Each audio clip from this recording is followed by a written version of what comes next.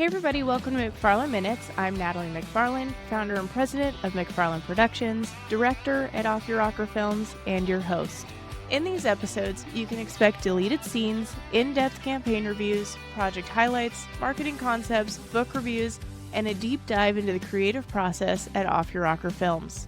We'll also be covering invaluable lessons on mentorship, leadership, and the business of it all. We are so excited to be releasing our episodes every Sunday as your soft launch to Monday. Hey everybody, welcome to McFarland Minutes, your soft launch to Monday. This week, I am so excited to introduce you to one of my really good friends. We have gotten the pleasure of growing businesses sort of side by side since 2018. I jumped out on my own in 2018 and kind of quit doing the full-time thing and this is a full-time thing at the same time. So Miranda started her wholesale line in 2016, but the shop has been open since 1974. Is that right? Did I get that right? Cool. So Miranda runs McIntire Saddlery, and what started as a one-man shop turned into something way bigger and way cooler as of today. Not that I don't love the traditional saddle maker, of course we do, but man, the line has really, really grown and turned into a full brand of its own. But Miranda and I have had the pleasure of working together many times and letting me, crash on her couch once in a while when I was in the area. So, Miranda, thank you so much for jumping on. I really appreciate it. Yes, I'm excited. Yeah. So, Miranda, walk me through the history of McIntire Saddlery. I know your uncle started it. Let's kind of talk through it. Okay, my uncle started doing leather work when he was in college, and so I think he technically says he started business in 1974, and so, and I wasn't born yet, but once I was and was around, I was just always in his shop. I mean, if I was with mom or dad, they'd stop by there, or I even remembered his phone number when I was real young in school in case I needed somebody to come get me because he was right there in town. So grew up in his shop, and then in high school, that's when I started really actually helping him through the work program and learning what to do, besides just playing around with leather. So that was 1998. So that's I've been pretty much doing it since then. Yeah, and then you went off and got a degree. What was your degree in? It's in agriculture. It's Ag Services and Development from Tarleton. So to be a extension agent, and cool. I had full intention of doing that or doing something within the agriculture field, but I applied for jobs. There was nothing, and I think when you get out of college, you think there's gonna be a job sitting there for you. And yeah, so there's one with my name on it, Yeah, I've got all this. I've got this degree now, so it's with a minor in business. So I did end up taking quite a lot of business classes to try to round everything out. But I sold real estate for a little while, sold ag commodities for a little while, and then really I ended up back in his shop helping him, and while I was kind of looking for jobs, and then I just never left. Yeah. I mean, honestly, what I've kind of found with my degree, as I was pre-veterinary medicine, and I almost had a psychology minor. So I think I was one class off, but I wasn't that worried about getting a psychology minor. But that actually has turned out to be more useful than I thought it was going to be. And I can't imagine that your business classes haven't found that with your business classes. I think just to have to persevere in college and turn stuff in, meet deadlines, and I think that's just experience. You have to learn how to do all that. You have to learn to deal with people. I feel like is a huge part of it too, different personalities and things like that. So okay, so you ended up back in the leather shop. When did you kind of officially take it over? Gosh, he still does stuff. He helps me. He builds his own saddles still. He helps build belts for the website. He still takes chap orders. He still loves to build chaps. So he's still doing a lot. Even I think he would really like to retire, but I just keep him busy. I mean, I wouldn't let him retire either. Both. He's a talented guy. Yeah, him and my dad both. I'm like, hey, could you? Want to come help me? Yeah. Yeah. So he really hasn't retired, but I I think so. The wholesale line started in 2016, but I was doing leatherwork full time for quite a few years before that. I sold real estate and then did leatherwork and substituted a little bit. I kind of switched around wherever I thought I could make the money, Yeah. make some money. But so he's just kind of gradually stepped back, really, Gotcha. during that time. What was your first, okay, let's back up. What inspired you to do a wholesale line? That's a very different path than a lot of like leather workers go. What made you want to go wholesale? Well, and I was kind of against it because I thought there's no way I could keep up. There's no way I Sure. can make stuff like that. I don't want to lose the handmade. I don't want to sell out per se, you know. Mm-hmm. But I was already doing some wholesale things for a couple stores. I was making spur straps and belts for one of my stores I still have. And Oh, so, cool. yeah. And so I was already dabbling in it in a more custom kind of way. But I was kind of tinkering with earrings and some of the fun little things. And so those are a little easier to make more quantities of. Sure. And so my my sales rep is a friend of the family. And so she had reached out and she had ended her job at another place and she was like, "Hey, I'd really like to take on some your brand." And I was just like, "Oh, I don't know. I don't think I can handle it. I'm a single mom." You know what I mean? I had all these excuses, really. Sure. Ultimately, Lots of because fears when you're it jumping just out. it just seems so big. It just seems, and well, we just did it. We had a few purses, a few hats, and a few earrings, and then jumped off in it. And I was shocked. Within the first year, there was probably 100 stores, and Wow. just doubling over ourselves trying to keep things made. And I hired 2 or 3 friends and my sister and anybody I can talk to, come help. Yeah. And I've really just figured it out along the way. I wish I could say there was like a rule book or this amazing thing that I looked at for help, but there wasn't. There was Oh, just I think that's true of any business. People are like, write a business plan. I'm like, make the plan and then expect it to go off the rails, yeah, Like, it doesn't work like that. yeah, Um, yeah. but yeah, I had to figure out how to pay her, you know what I mean? How to pay your Hmm. sales rep, how to invoice everybody, how to make money on these items too, How to because ship it to there's them, how to get it yes, to them. Yeah. shipping's always a bear, once we started getting into breakable stuff. But and then there's a minimum profit on wholesale. Yeah. The only way it works is to sell a lot of it. So Yeah, for sure. Um, Building a brand like that from not from scratch, obviously you had an incredible reputation, but from a wholesale perspective, kind of from scratch, right? mhm. Taking it from 0 to 100 in a year is wild. Like that is a crazy amount of success over 1 year. That's going to be a lot of growth pains and that sort of Oh, thing. yeah. But what do you think in those early years was like the best thing that you did marketing wise, sales wise that ended up leading to those first 100 stores? I For one, taking care of those first stores. You know what I mean? Mhm. Making them a priority still. I'm planning something for 10 years, the ones that have been with me for 10 years. Yeah. So, taking care of my people. Um,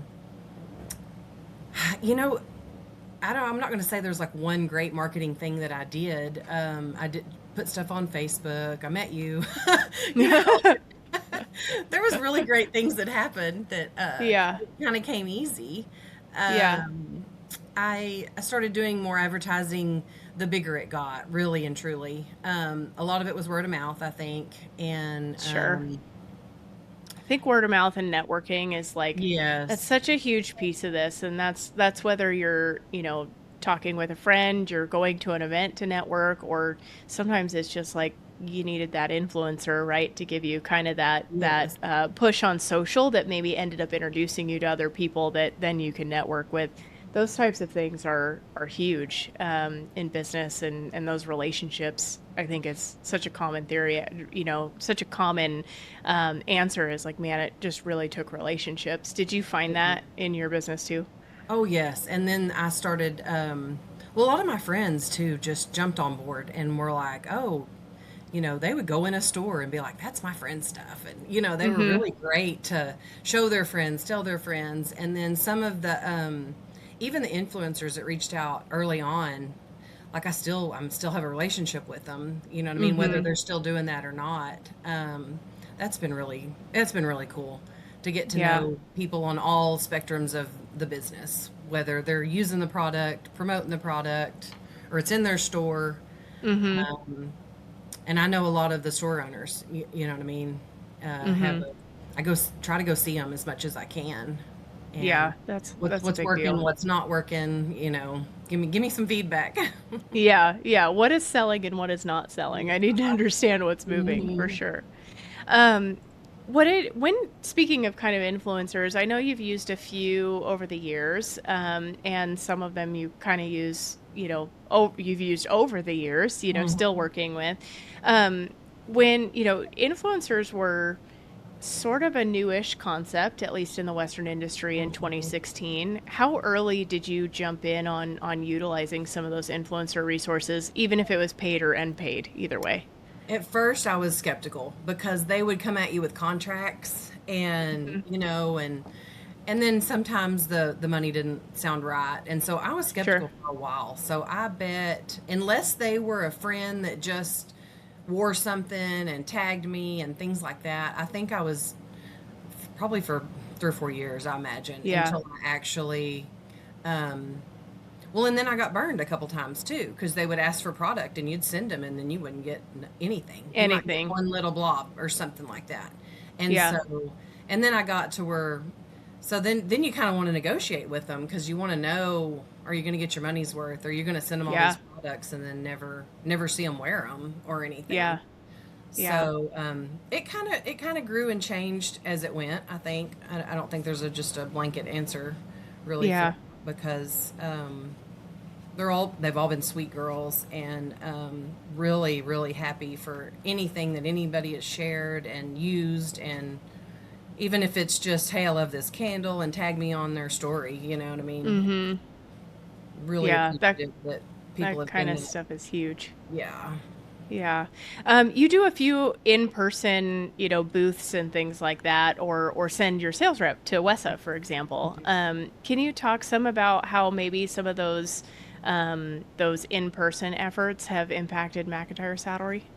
Oh, I think still, even with all the social, even with all the socials and the ways to stay in contact that way, I still think there is a handful that want to meet and see and feel the product and smell the product. And so I think having my sales rep at the market is really great. I know a lot of them Mm-hmm. don't go anymore, and either, hey, they'll just say, hey, what's new. But I think anybody new coming in loves and going and picking it up and looking at it. And so, Yeah. and I do one show a year myself in Abilene at the Western Heritage, and we've been setting up there since I was in high school. My uncle started Sure. setting up then, so people expect me to be there. I feel like now, so that's a good thing for just regular customers. I think to stop in Yeah. and visit and smell and try. Yeah. You always do a table at the Cowgirl Hall of Fame and luncheon, don't you? Yes, yes, I sponsor a table. Yeah. That Um, started out as decorating the table, and you brought mm-hmm. product and everything, and that I really loved that part of it. I mean, it was Mm-hmm. harder to haul everything over there, but it was Sure. really cool to decorate those tables. So I'm still a part of it, but I do kind of miss that a little bit. Yeah, yeah, you being there and, being part of that. It's a great network of women, and I'm sure you've met some pretty cool people Oh, through it's that so that have fun. helped the business. Yeah, we really love mostly my family goes with me, and we really love going to that every year and supporting the Cowgirl Museum and hearing all the Yeah, stories. They're so inspiring yeah, every time. yeah. Speaking of family, you have two girls Yeah, who grew up in the leather shop, I did. and they are like trying to be adults now, and I told them no. They are. They are. I'm not ready for them to be adults. They're still like the little kids that I met originally. But Mhm. tell me about raising kids in the leather shop. Ah, now looking back, I don't know how I would have done it any other way. I don't know how I would have got by.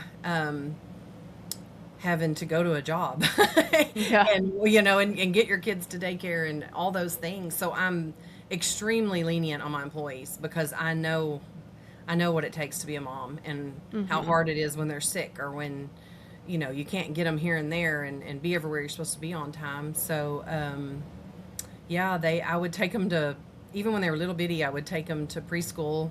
And then, I get home and work a little while and have to turn right around and go get them. So, Those half days that'll yeah, get you. I have a little bit of time, but there's Yeah. crayon all over the walls of the shop. There's crayon behind me. I just have it covered up. I mean, they have they have made their mark on everything, but that's Yeah. the way I want it. I wanted them to be, you know, I didn't have them to push them away or not be part of everything. So Yeah. they can walk out there right now and answer questions and point them in the different direction or show them how to do something. And Yeah. it's not like Model for you. yeah, it's not like I've worked them to death out there or anything either. They've just picked things up all these years. That's really cool. Yeah, that is awesome. Having the girls around and being part of that is, Mm-hmm. man, I think there's something about the Western industry and like associated businesses, right? Like Mm-hmm. yours, like ours, that there's just something about that family center that isn't that way with other industries, like the finance guy isn't taking his kids to work, right? So Mm-mm. like that is so unique to the Western industry. But Well, and I think it's the mamas, they want to do that. They want to be around Yeah. their kids. They're not trying to take them to daycare all day. And Yeah. this whole homesteading movement, is real, and it's cool, and it's that's what it is raising your Yeah. own kids, really. Yeah, yeah, letting them be part of Mm-hmm. the life things, Yeah. rather than just like you said, putting them in daycare or something. Mm-hmm. So as a founder of a company, especially one that has grown like yours, by 10 a.m. you've done 100 different things and thought of 100 different tasks that you've either worked on or started to work on and then got distracted with another, if you're like me. Tell me about, like, what does a day-to-day look like in your life? Well, when the girls are in school, it's mom first. It's up, and now that they're bigger, it's not near as hard. But there's filling water bottles if they're taking a lunch. Getting them up, getting them going, and now they drive. So really, just getting them out the door nowadays. But before that, it was taking them to school every morning and trying to schedule my business around getting them where they need to be. And so that has me not really starting out there till about 9 usually. But and I have some ladies that'll come in before that and get going. But for the most part, that's been a blessing. I've been able to schedule everything around what they needed. And if they have a volleyball game or they have something going on, I try to make the best effort to go. You know what I mean? To keep it where I can get away, you know what I mean? Yeah. To go do whatever they're doing. What a marker of success, though. Like, isn't that like really the dream? Is like, I can make a living doing something I love, but I can also live the life part around that, right? Yes. And one is not dictating the other; they work together. Oh, until I read that, I didn't even think about it. It's just what we're Yeah. doing. You know what I mean? You don't even realize it. Yeah. So, yeah, but So you make it out to the shop. Now what? What's it getting look them like out out the there? door, then I'm feeding all the animals and everything at the barn because I can't help but have too many animals. Horses I don't have time to ride. Chickens, they have show goats, and I got cows in the pasture. You know what I mean. So Perfect. any day there could be something going wrong with any of that would derail whatever I Of had course. planned. So It'll be on your busiest day, probably. yes, something will be out on the highway and I have to run and go get everything back in, or my Sure. dad shows up and it's time to move something or brand something, or So Right. if I get out to the shop by 9, then checking emails, and it kind of depends on what kind of help I've got to where I'm at that day. And so a large part of this year I've been very short staffed and have had to hire 3 new ladies. I've had to, really, and I was very picky this time, getting new people in there because they just don't stay, or they Gotta have aren't the who they right said they culture were. fit. Yeah, they aren't who they said they were. They didn't think it was going to be this much work, which I've heard that before too. I'm like, well, yeah, it was pretty much in the description. Yeah. Um, Yeah. So depicts my day, really. Is, do I have a secretary at the moment, and you know what I mean, does she know what's Mm-hmm. going on? And right now I have some really great girls in place, so that's taken a huge load off of my Yeah. shoulders, because it was we were really busy with orders, and I was just secretary in half a day, packing and shipping, and then back in there trying to do leather work, the parts of the Yeah. leather work I still have to do. And so, but that's just business. Sometimes it's smooth, and then sometimes it's not. So, Oh man, just when yeah, you think you got it figured out, I know. Yeah. So part of my day would be, sometimes I would, like I said, I'd have to secretary, make invoices, run cards, pack orders, do all those things that I generally have somebody Yeah. hired to help with. But and then other than that, when I'm not doing that, it's a lot of putting out fires some days. Did something get left out of an order? Um, there's just things to Some take not care make of. it or Yeah, whatever. yeah. Yeah. Oh yeah, UPS stuff, something get damaged. Yeah. And so and that's been a hurdle, just figuring out the packing and putting enough packing material in there, and knowing you're spending money on packing, but you can't help it because you want it to get there Yeah. safely. So, Yeah. uh, Yeah, it's so like, man, yeah, do I sacrifice the money in packaging, or do I save a little bit of packaging and it not make it there in one piece? That's tough yes, to do. It's a hard yeah, balance. I know. So Yeah. I've kind of just taught them, just overpack it, just put as much, pack it as well as you can, and let's hope it gets there okay. So Yeah. we don't have to Yeah. I fix it. mean, it's amazing how being an owner operator, right? Not just the owner of the business, but also an Mhm. operator of the business, and still doing pieces of that. The number of hats you wear, from accountant in the morning to production in the afternoon, and project manager or whatever it is in between, shipping Yeah. shipping and logistics, the whole thing. Yes. And I mean, I think everyone feels that, if they've started their business, especially, but definitely, anybody in business will feel that if they're also the operator. And it's just incredible seeing how much McIntire has grown through the years, and like Mhm. what all you have done to grow that team. How many people are out there now, in your staff? There is two, three, six, pretty much every day. But then I have um, some that kind of come and go. And the unique part about my business that other people aren't going to have is, over the years, I've hired a lot of my friends' kids, and they Oh, are fun. great. They are really great people. And so Yeah. even when they're on college break, or, well, not even college, but now they have real jobs, sometimes they're like, "Hey, do you need help in the summer?" Or, you know what I mean? They kind of come back around, and Do some I'm weekend really, stuff or yeah, whatever. I'm really thankful for it, because they know what they're doing. So Yeah. they can just hop out there and glue a bunch of caps for me to sew or something. So I've had Yeah. help this last 2 weeks from one of them, and I'm like, these are my grown kids. That's amazing. That's They amazing. That's come so much back. help when you So have those. But yeah. yeah.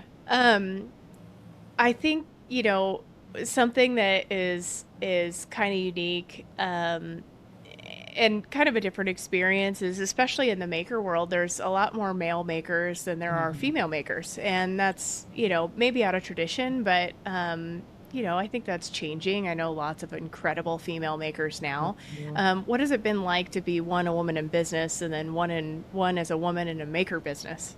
Oh yeah, and it's gotten better. I will have to say that. But in the beginning, it was really strange. You'd be at your booth and you'd be set up, and clearly my name is stamped on the stuff right here in front of us, and a lot of guys would walk up and they'd be like, well, who's the maker? And is your husband here, or is your dad, or you know what I mean? And I'm Yeah. like, no, it's me. It's all me. it's it's just me. You know what I mean? Yeah. And so it was like weird to have to explain it. You know what I mean? It was like that was Yeah. just not their first thought, that it could even possibly be my stuff. So that's Yeah. always been kind of funny. That's always been kind of a funny story to Yeah. tell, because and then being a woman in business, I think you just run into hurdles. You get taken advantage of, and you really learn to, and it's with employees, it's with customers, it's with suppliers, trucking companies. I've had it all the way around, even at the oil Mhm. change place. You know what I mean? Like, Yeah. I think you either, you're gonna have to stand up for yourself. If you're gonna do it and you're gonna be successful, you're gonna have to learn to stand up for yourself. and don't let them little woman you is what I call it. Little woman, yeah. I Little like that. woman you, yeah. That's And funny. yeah, because you're gonna run into hurdles, and you're gonna run into people that take advantage of you, because they think they can get one over on you, and you're not gonna do anything about it. And Yeah. just in the way And they talk on to you sometimes, you know. Sure. And on top of that, being a mom, that can not challenges, sort of time challenge. Yeah, Maybe the it schedule is is. the Yes. challenge. Yeah, Mhm. not the kids, but the schedule is the challenge, and making it all come together. I mean, how do you balance those things together? I don't know. We just throw all the balls in the air at once and see what happens. But no, most of the time, the ladies in the shop are really great to help out. I've even had to send them to pick up a kid once in a while. You know what I mean? Because something was Sure. going on. But you just never know. Maddie's pickup hadn't been starting lately, so she'll call frantically, and I'll have to put my Run over dad there hat and fix on and that. run to town and see if I can get her truck started. So Oh no. yeah, so it's just all sorts of things, or they're sick at school, or they have appointments, or Yeah. whatever. So Yeah, the curveballs of life that yes, yes. I heard somebody recently, it was actually at the Cowgirl 30 Under 30 Mm, conference that they did. It was Lene Williams, and I cannot remember who was up there in the panel with her, but they were talking about like motherhood and business, right? Like mm-hmm, being a working mom, and how to balance that. And somebody said, you just have to figure out which of the balls that are in the air are glass balls, and uh-huh. then don't let those hit the ground, right? Yes. So, like, if some of the plastic ones hit the ground, pick those up tomorrow. But Yeah. the glass ones can't hit the ground. And I thought that was a pretty good That's a good analogy. analogy. It is, because there's things that are more important. You know what I mean? And pretty much anything my kids have going on, if they're sad or upset, or you know what I mean, or have appointments or Hmm. whatever, that's the stuff that has to be handled. Hmm. And that was hard for me at first, because I'm very much, I don't know, type A, I guess you would say. If there's Yep. notifications on my screen, I want to handle it. I don't.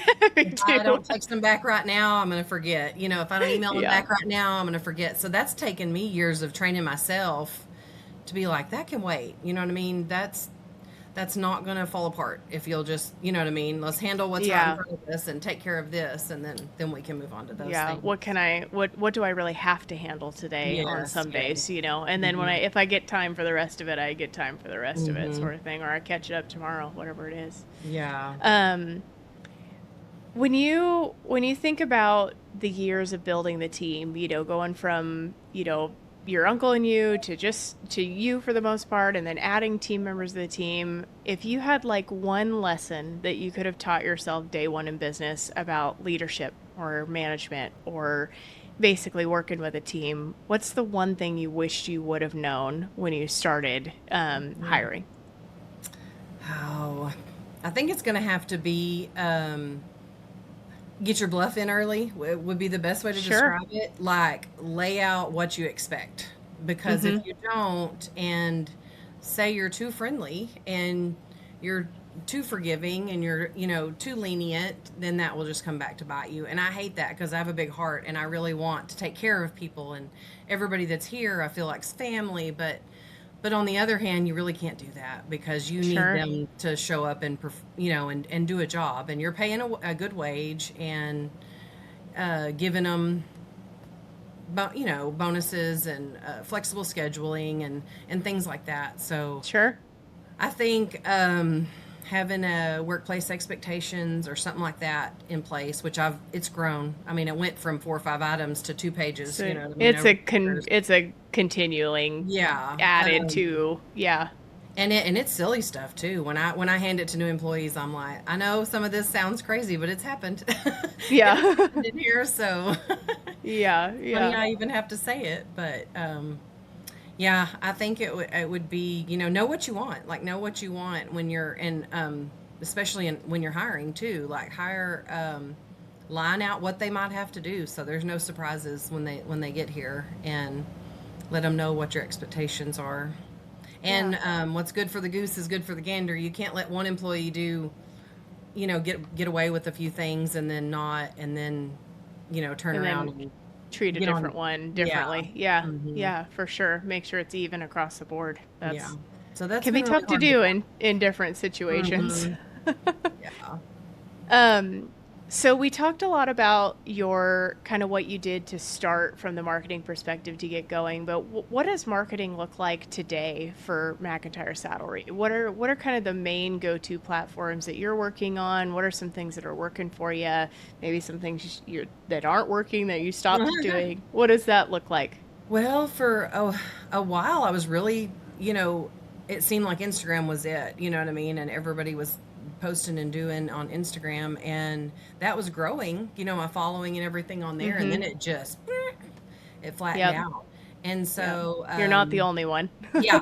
And so, and I have a friend that has gone from selling real estate to doing marketing and stuff. And so she's really, really tried to plug like, hey, this is doing better than that. Let's focus on this. And if you see me on TikTok doing a silly dance, then you've got a gem right there because that is not me. I Shoot, might be silly. I'm gonna have to scroll your TikTok and see if I Yeah, can I find one. mean, I might do something silly occasionally, but I'm better at working than I am Sure, being in front of the camera. But sure. Get the so girls to do the silly dance. yeah, let them do stuff like that. But so it's kind of hard for me to like get on that version of marketing myself, I guess per se. Sure. But I like the stories, you know what I mean? Things that tell a story, the whys. I like those kind of marketing ideas. Yep. But yeah, I've not put a whole bunch into it. I leave Yeah. that up to you, to y'all Yeah. that are in that Uh, business, that are researching it, that know what to do, because I'm not naturally comfortable yeah. in front of the camera. I'm Yeah. better I think back there working and making stuff. sure. I think something that you are doing that you probably don't realize is marketing is the number one thing that you've done is you've built a significant amount of trust between you and those that you're serving, right? And Mhm. so whether that's the retailers or people who buy from you repeatedly, you've built a brand that's very human. You've built a Mhm. brand that exemplifies you as a person, and your morals and your character and all of those things. And I think that what goes so well from that is that people then trust you, right? Yeah. Whether they've met you in real life or they follow you on social media, you've built that level of trust that um, maybe, other brands are not, right? It's Mhm. not just like, hey, here's a product, you should buy it. It's like, this is who we are. This is why we do it. This is how we build it, those sorts Mhm. of things. And it really creates this relationship with a customer. And you do that very well. Oh, well, thank you. Well, I think I don't want it to be just another brand or just another something you buy or you see on the shelf somewhere. Hmm. Most of the, which that's something I'm doing too. Most of the candle names are something that is in my family or is something that has a story behind it. And so, Gunsight, for example. yes, it's It's a my favorite community I set. live in. Yeah, it's a community I live in. So, some of them are named after my grandmothers and whatever. And we're fixing to put out a new one that's a summer one, and we're toying with names for it. But it's definitely going to be a throwback and a family thing. So I like that. that's always Speaking of exciting. new, you told me about a couple of new products you're about to come out Mhm. with. Talk about, first of all, let's talk about like when you come up with a new product, what is your process to decide, okay, yes or no, we're going to roll forward with this? And then how do you take that, turn it into a product, and then market it, get it sold to retail? Well, I'm probably bad about putting the cart before the horse because I think something's a great idea, and then I want to do it, and then I have to slow down and put the numbers to it and make sure, you know what I mean? Can we even make It money makes off sense. this? Yeah, does this even make actual sense? So, I've developed a line of suds, is what we call it. So it's a laundry booster, Mm-hmm. and it's an organic soap, an olive oil based soap, and you can also use it in mop water, clean with it, whatever you want to, anything you really want to do with it. But all the Sure. scents that are in that are phthalate free and soap safe. So I've really tried to put a lot of effort into researching anything cancer causing, anything that has anything on the MSDS sheet that I don't like, because I've kind of taken a deep dive in all that just for my family. And so Sure. I don't want to put anything out there that is not good for your family. So, Yeah. so the suds, and then I've developed a hand soap also. And so Cool. the scents that are used in those are all soap safe and phthalate free. So, and then it's Yeah.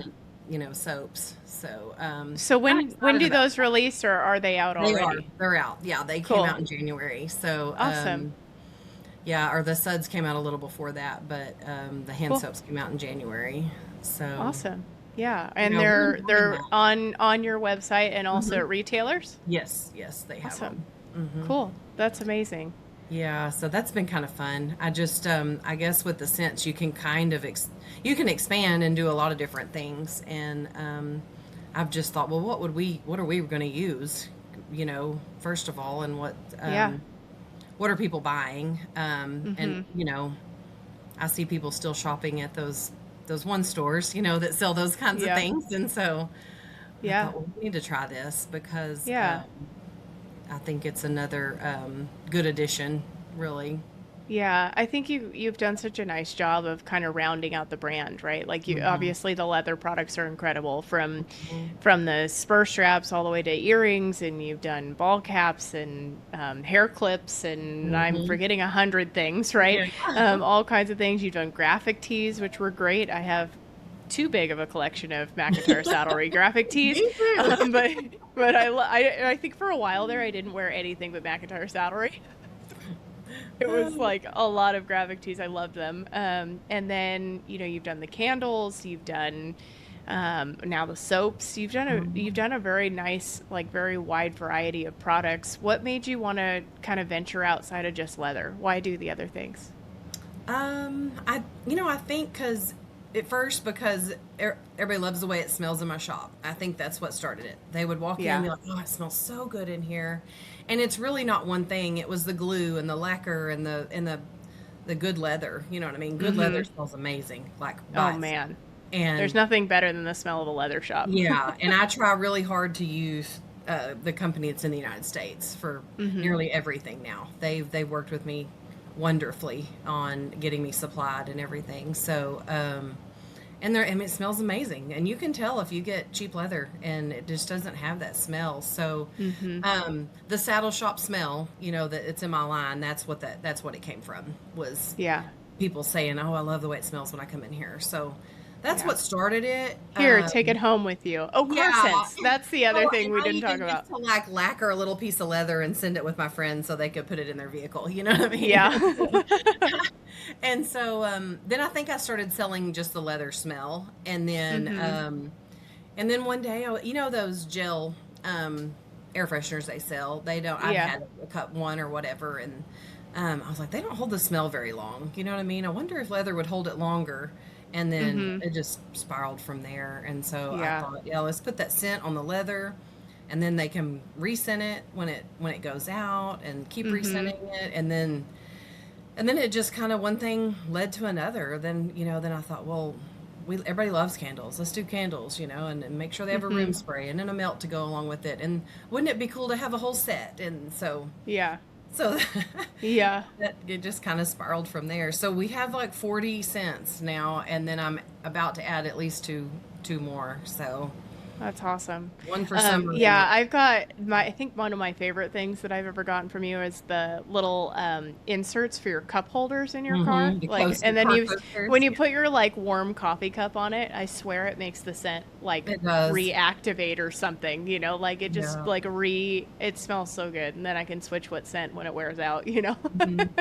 Yeah, those are, But oh, every time we switch a vehicle or take it to get worked on or something, they're always like, "What are those?" I'm like, just keep them, just keep them. yeah, So yeah, yeah, they're the those best. those They're have the been pretty best. cool. Yeah. Well, Miranda, something that we do on the podcast with all of our guests is, I think business owners work 7 days a week, whether you wanted to or not. But theoretically, Monday is a reset, right? And when I, think about Sunday for me, I work on something. I have my own personal ritual to kind of prep myself for the next Monday, right? That's kind of why we call ourselves this podcast your soft launch to Monday. It's why we also release this on Sundays. So we've had people say, I wash my hair on Sundays. We've had people say, I go through my email and clean out all the stuff that I don't need to deal with that week, or sales stuff or marketing stuff that we got in emails. But what is your soft launch to Monday? Oh man. Well, I think with having the girls and we're always so busy that I really try to get in the kitchen and cook them like a real breakfast on Saturday or Sunday. That's one of the things I've been really trying to do for them. So, and I grew up with breakfast. My dad cooked breakfast nearly every day. So, I just think that's a good core memory for them. Oh man.